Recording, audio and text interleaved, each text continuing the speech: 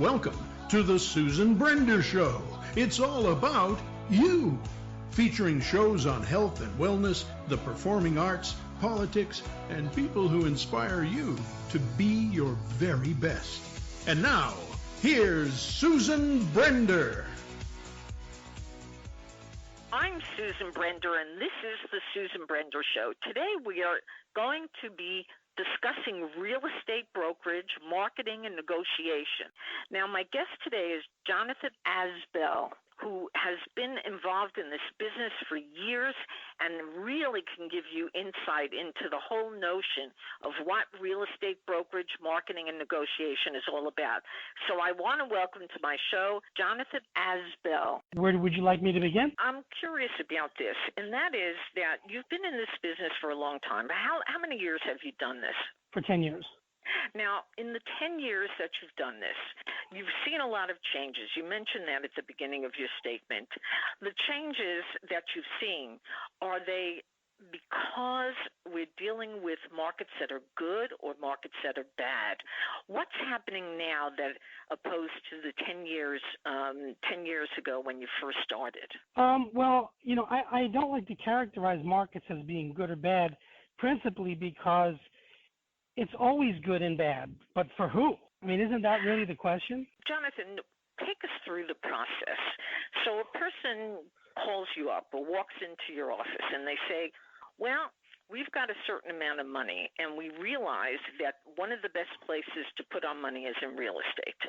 Take us through the process. So what do you say to them? Well, I mean, we have so many situations. Perhaps, the relationship was instigated by us reaching out to them, or perhaps a lawyer referred them to us, or perhaps someone had come across our information through marketing.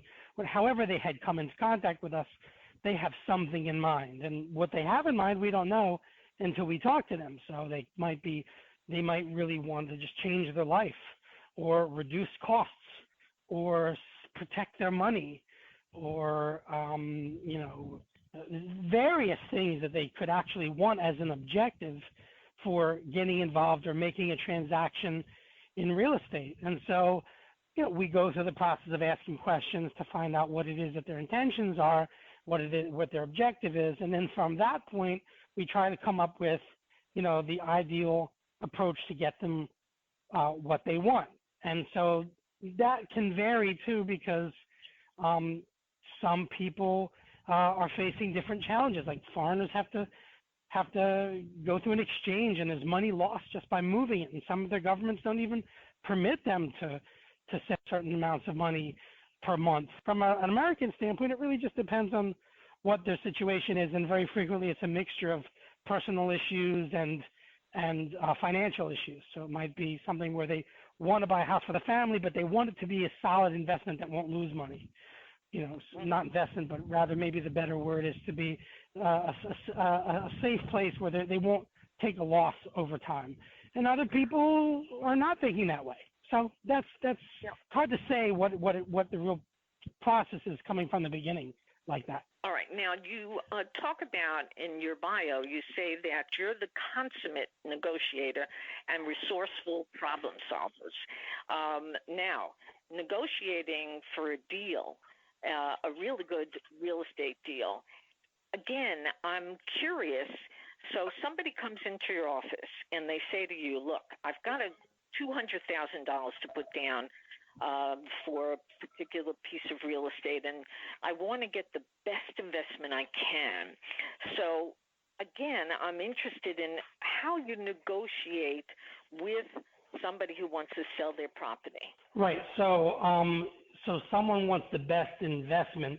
Are we talking about someone who's going to put their money into one, or someone who's going to take their money out of an investment? Well, let's say at this point, put it in. Okay, so someone who wants to put it in, so they want to use their money to acquire a property of sorts. Mm-hmm. Yes, and before you answer that, would you say that real estate is a better investment than putting your money in the market? Well, it's very stable. I mean, it's stable to the extent that it moves up approximately 3% a year pretty reliably. That has been the case for a long time, except for the crash where it overshot the appreciation, and then right afterward undershot it. So it all kind of evened out. So, is it the best investment? Well, that really depends on your risk your risk profile. It depends on what else you've got going in your portfolio, in your financial life. So it's a great investment. It's one of many investments, just like any kind of investment. It's a type of investment, but it also happens to be the type of investment that we live in and that we use. So sure, it's a great investment. Absolutely. Yeah. Now, there are many states where real estate is really cheap. And then there are other states like California, as an example, New York, Chicago, all of those really big states where investing in real estate, you got to have lots of money. If you want to buy something for the first time and you've never done it before, and you're open to where you would live, what state would you say, and do you deal with all states? So I'm glad you asked that question. A couple things I'd like to kind of note first, which is that the assumption in your question was that someone was going to live in it. Many times people who buy it don't live in it, they just rent it. So you could do either one. Your money's still caught up and tied up into the property. So it really, that's kind of immaterial.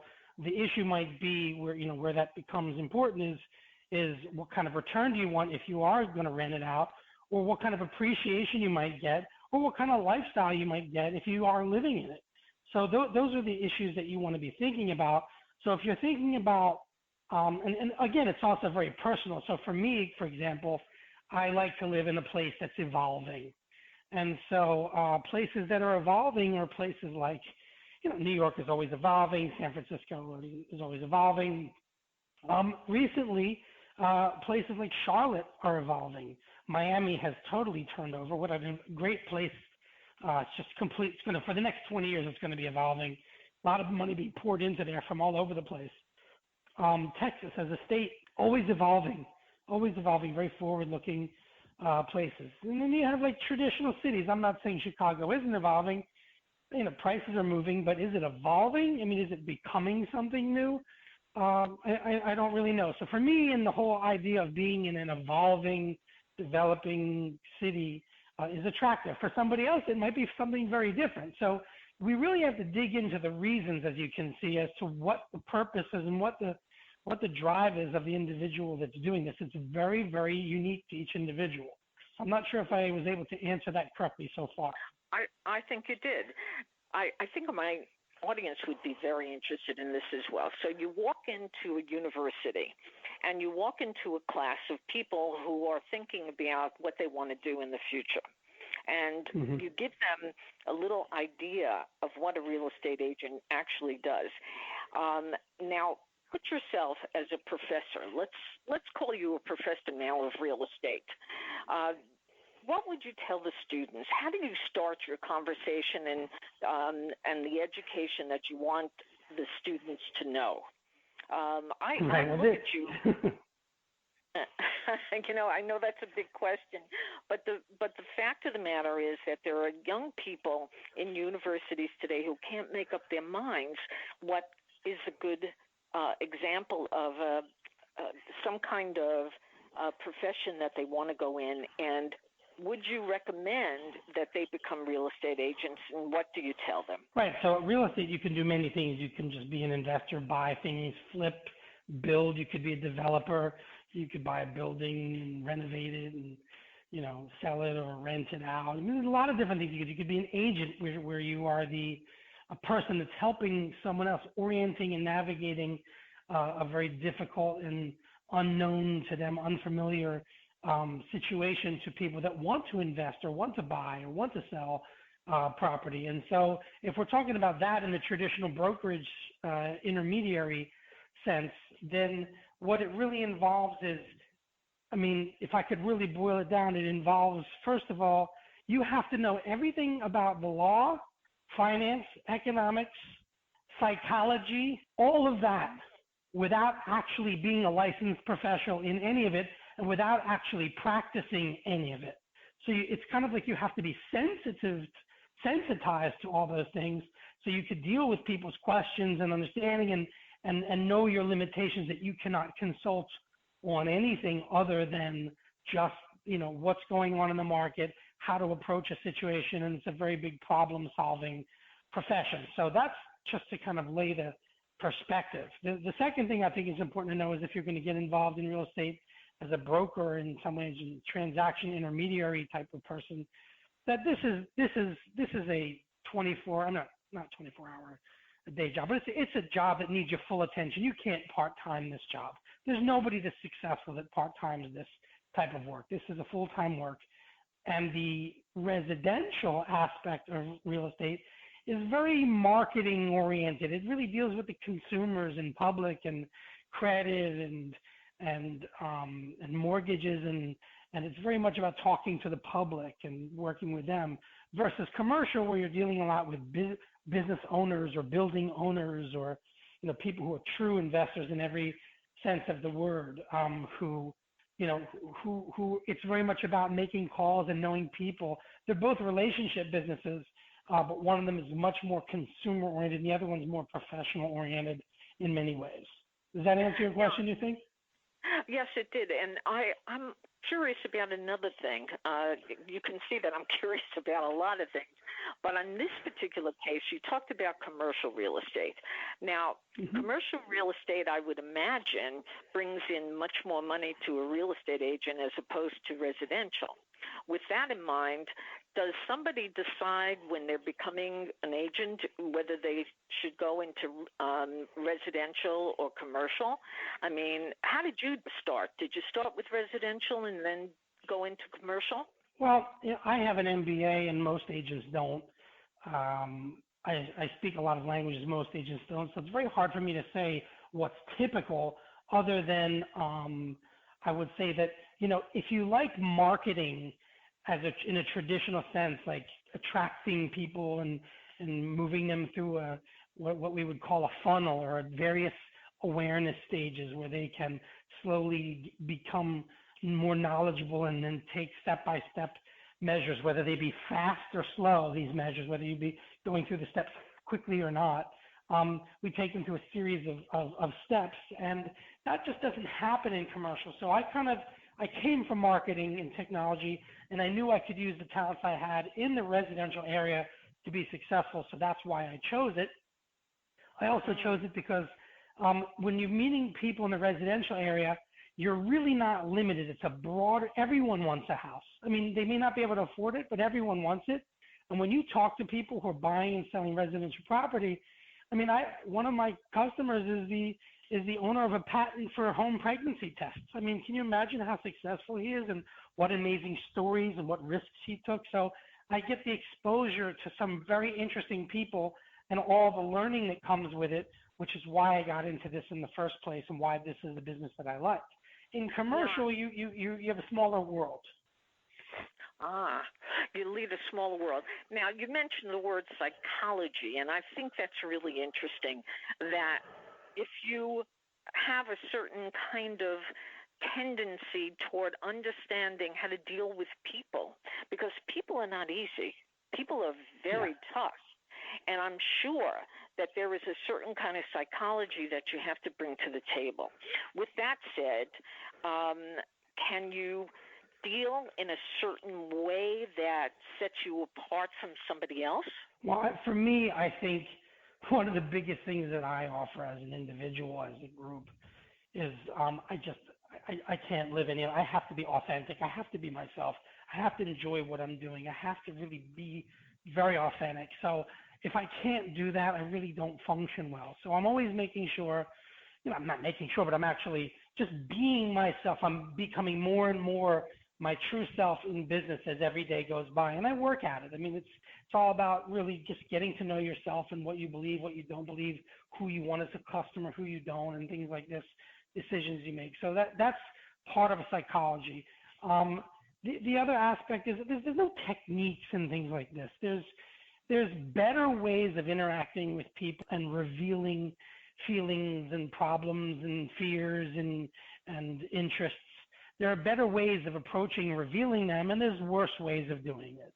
And a lot of it can deal with how you ask questions or how you, the order in which you do things, or, this is a really broad field, which I think is probably better addressed by people like Tony Robbins and things like this, where they understand the psychology of people, and you want to approach it. You want to do everything with an open heart. You really want to do everything with really great intentions and in selfless intentions. And if you can do that and keep your mind on that and keep your focus on that, then things come out really well, because people realize that you're really there to help them, and you really have to have that mindset. Otherwise, I think you'll be a failure.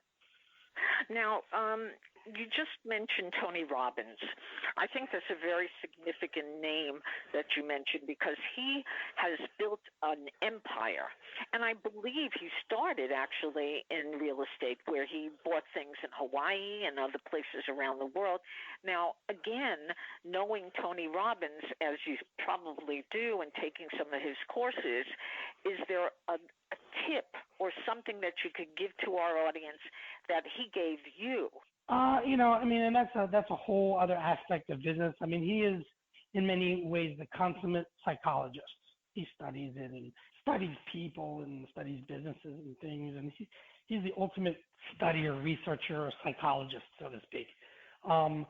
Where it's useful to use some of the learnings from him is to remind yourself where your focus should be, and to be very intentional, and to be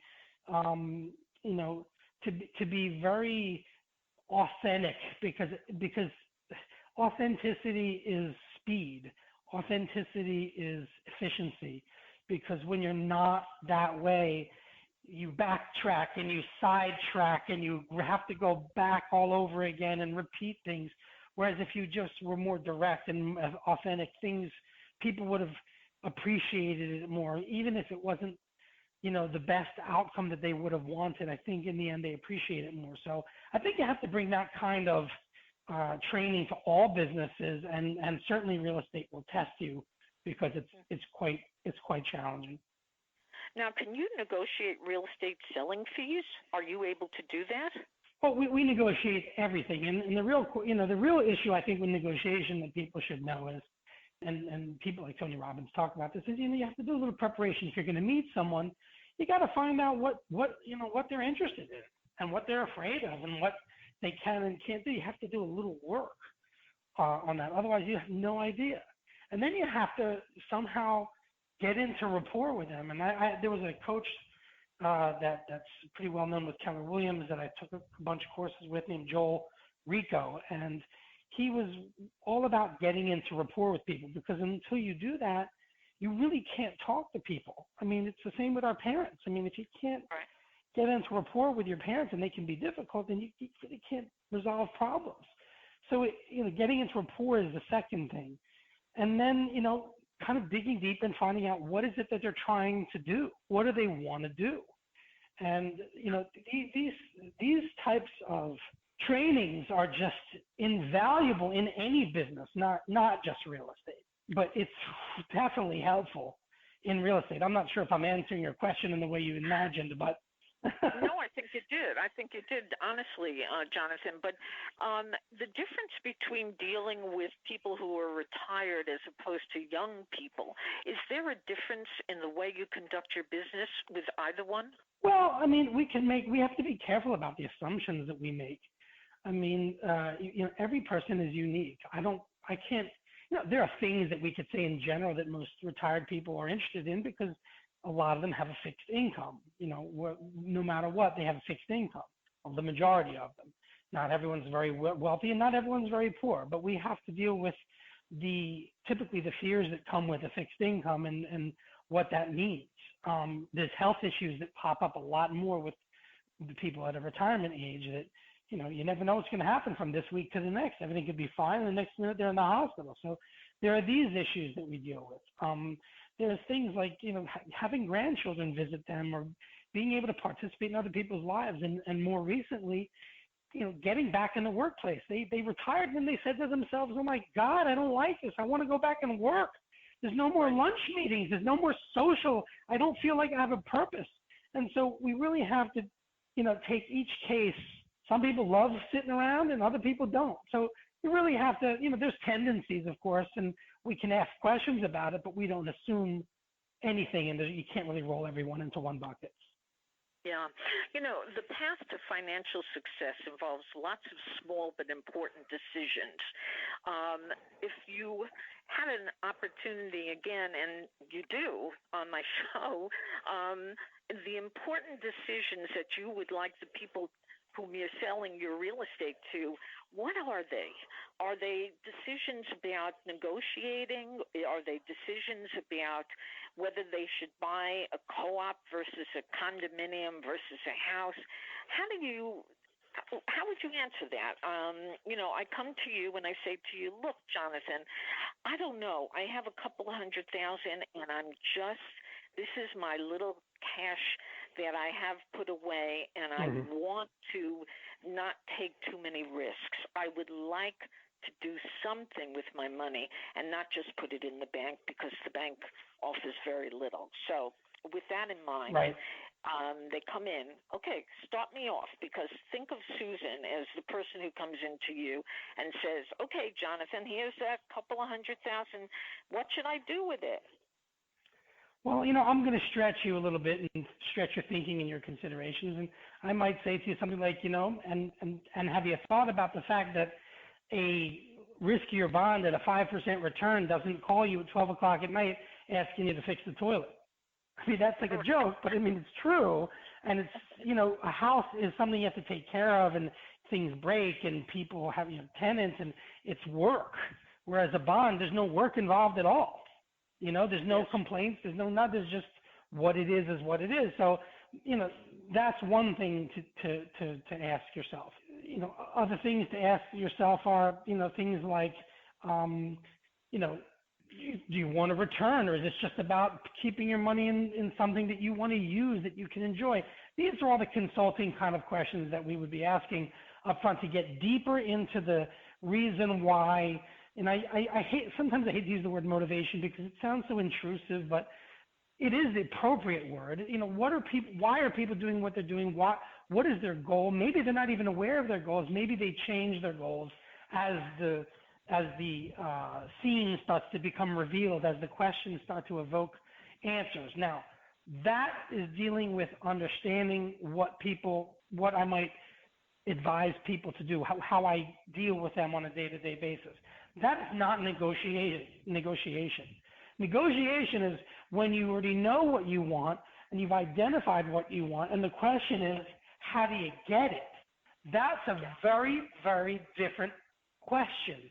And I'll share with you and your audience that when you're negotiating, you want to find, the first thing you want to find out is why people are doing what they're doing.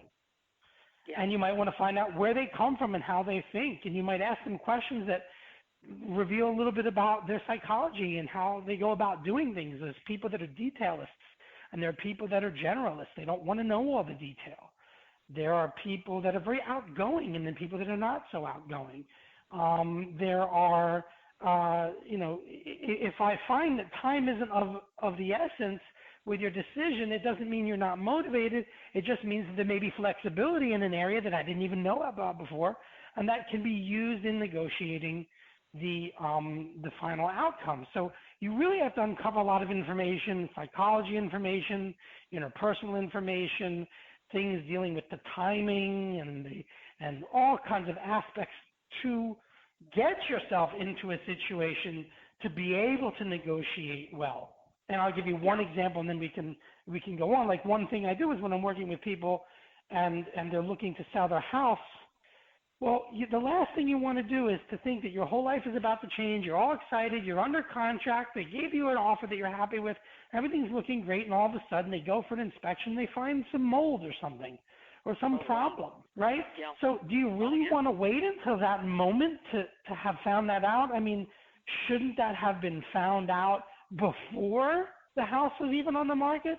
And a lot of people are unwilling to spend a little money, very little money relative to the house, to do that and protect themselves from that traumatic situation. And that is a negotiating tactic where I help people prepare for that so that they are never in that situation. Do you suggest that they bring in an inspector before they actually make any kind of decisions?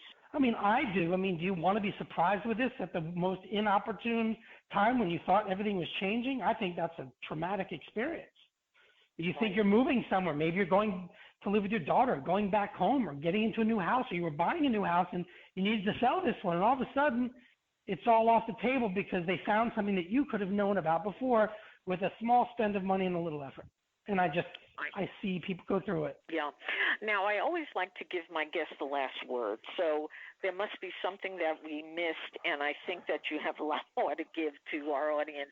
So what is the most important thing that you want to leave them with? Well, maybe it's a little bit more selfish and personal. I think they should see, perhaps how we're doing things that are different. It's not just about the languages and the fact that I have an MBA, which who really cares anyway? I mean, that's all great, but it really, it's good education, it's good experience. But where we're really different is that we actually ended up finding a way to focus on 3 things that are really important in being successful in getting the property you want, or in selling the property you want for the most money, or getting the right investment. And those 3 things are, the dimensions are strengthening your negotiating position. So we just talked about that. That's one way of strengthening your negotiating position. There's a bunch of other things that we do as well. Another piece is we eliminate the friction that derails the transaction. So people get upset, things happen, things pop up. There's ways to really reduce that problem, and doing that keeps things smooth. And then the third dimension is maximizing attraction and demand. And that's because if you're the buyer, you want to look like the best buyer that's there, the best option. And if you're the seller, you want your house to be the best option at that moment. Yeah. That's what you want. And so our entire approach focuses around strengthening those 3 dimensions and then making it all efficient by wrapping it all around my background and my technology, all that technology and marketing background, systems and communication and organization of information that really makes this complex thing manageable and efficient and effective. So that's kind of the cake recipe to our group. And I've always thought that this is really what helps people out. This is how you beat the competition, is by being that much more prepared, that much more attractive, that much more smooth of a situation. And of course, that's all to give you more money, faster closing, fewer obstacles, and less aggravation. And that's I think is really where I think we're at, and where I'd love the audience to understand that that's what we're doing. That's innovative in this very traditional profession. Yeah, I hear you. What I also hear from you is this word, trust. Oh, absolutely. Yes, of course. Who the heck wants to do anything with someone that you can't trust? Yeah, I agree. Yeah. Now, there's no doubt that after they listen to you, they're going to want to get in touch with you. So how do they do that, Jonathan? Because there must be a way for you to give them information that will help them understand a little bit more about real estate, and certainly come to you as a possible real estate agent. So, well, the website is called Real Places, and that kind of is a play on real, meaning authentic and true, and all the things that come with the word real, and also real estate. And places, it's location, it's lot, it's all about real estate, but also authenticity. And so realplaces.io. People think .com. I say no, not .com, .io. And the .io is what most of the people who are doing technology innovations on the internet today, that's the domain that they're using. And so we wanted to let the world know that we're innovating with technology and taking something traditional and really doing something unique with it. So we chose this whole name and thing. So they can go to realplaces.io. They can call me directly. My number is 561-247-5650. You can leave a message or give us a call.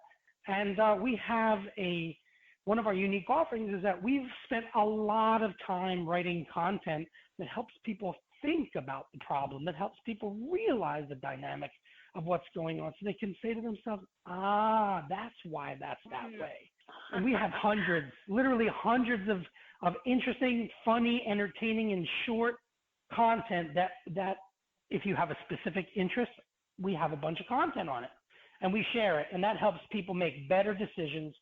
And the better decisions have a better outcome, obviously, for our customers. So we want them to have that experience and tell everybody. Well, that's fantastic, Jonathan. My guest today has been Jonathan, and I'm going to spell his last name for you, which is Asbell, Jonathan Asbell. Again, I want to thank you for being on the Susan Brender Show. It's been a pleasure. Thank you, Susan. I appreciate it. Thank you so much. Thank you for listening to the Susan Brender Show. To be a guest, email sebrender@yahoo.com.